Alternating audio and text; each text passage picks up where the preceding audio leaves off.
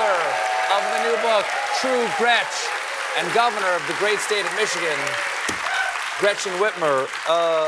Okay, so once again, the book here is True Gretch, and about your life, your time in office, and one chapter explores, and this is a weird sentence to read, explores the 2020 plot to kidnap and assassinate you over COVID restrictions. Yeah. Which is something that I think we too easily forget how insane it got at the height of COVID, and especially with the COVID denialism.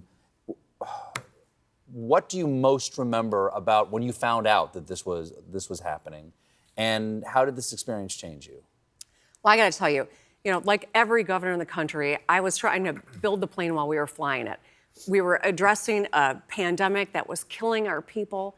We were getting misinformation out of the White House. We were told, go find your own masks and gloves. And Detroit, at the same time as New York City and New Orleans and Chicago, was on fire early on. Our hospitals were full. We had makeshift morgues. And I was told, go find your own equipment.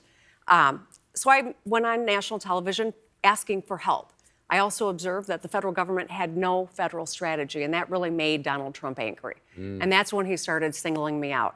When he called me that woman from Michigan, that's when my Republican legislature turned on me and started suing me to take away my powers and wouldn't extend my stay-home orders. And every time Trump even mentioned Michigan, I got more death threats. And so there was a cause and effect, and he knew it.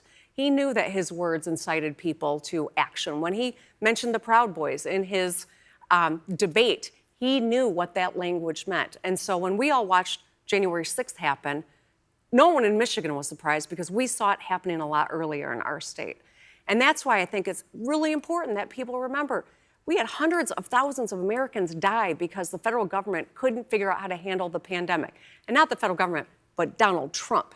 We had threats against office holders who are just trying to keep people safe. This plot that came to be was 14 people who took up guns and wanted to kill a governor for telling him to wear a mask. That's not a rational reaction. But you say you want to meet these men and you want to talk to them. Yeah.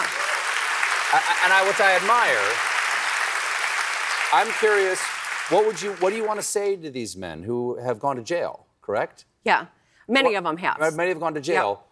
What would you want to say to them, and what do you hope to learn from them? I want to understand what the hell is going on. We have 330 million people in this country. 14 thought it was right to take guns and go threaten a governor's life. That's not a rational reaction. So what was really happening there? That's what I'd like to understand. Maybe I can learn something and become a better governor, a better human being. Maybe there's nothing to learn, and it wouldn't be a good use of time, but I want to give it a try because I care about solving problems that give everyone hope and opportunity. And for whatever reason, these folks didn't feel that in that moment. And I want to see if I can learn something from it. Well, Governor, thank you so much for being here. Thank you. The book, True Gretch, is available now. Governor Gretchen Whitmer, everybody. We'll be right back. And I'll be cooking with Martha Stewart.